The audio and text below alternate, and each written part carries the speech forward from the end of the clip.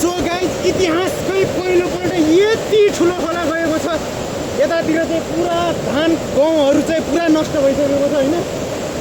जिन्दगीमा मैले चाहिँ यो ठाउँमा यस्तो होला भनेर यत्रो खोला होला भनेर कल्पना गरेको थिइनँ। हेर्न सक्नुहुन्छ यतातिर पुरै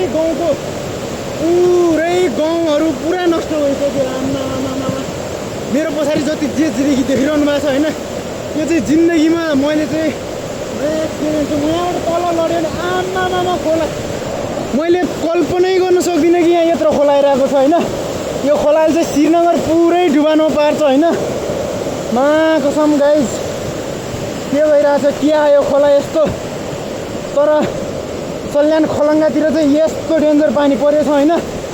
ल हेर्नुहोस् आमामा ताल तलैयाहरू आमामामामा खोला, यस्तो डेन्जर खोला त मैले जिन्दगीमा सोचे पनि थिइनँ, कल्पना गरे पनि थिइनँ। आमामामा गाइज के हो यार यो, हेर्नुहोस् त खोला सानो र पानी जाने धेरै भएर आमामामा मैले के कल्पना गरिरहेको थिएँ भने म अघि अलि त्यो प्रतीक्षालयमा गएर एकछिन बस्छु भन्ने कल्पना गरिरहेको थिएँ। आमामामा ल हेर्नुहोस् खोला पुरा,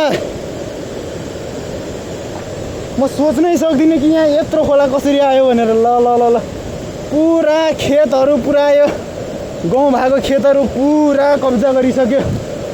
महाकसम के भन्ने हो, यत्रो डेन्जर खोला त जिन्दगीमा पहिलोचोटि आउँछ भन्थ्यो, 12 वर्षपछि आज आएको छ। महाकसम गाइज यत्रो खोला मैले जिन्दगीमा कहिले पनि देखाएको थिइनँ र तपाईँलाई देखाउनु नि पाएको थिइनँ। आज चाहिँ देखाएँ होइन। यो कन्टेन्ट चाहिँ धेरै सेयर गरिदिनुहोस् होइन। म त छोराबाट आएको थिएँ, मैले बाटो पनि बिर्सेँ होइन।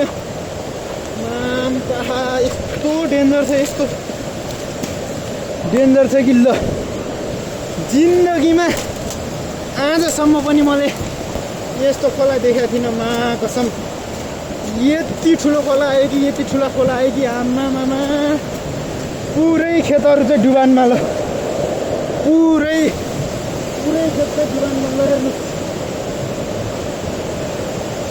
कसम एआई भिडियो होइन पुरा रियल भिडियो ल। आमामामामामामामा बाढी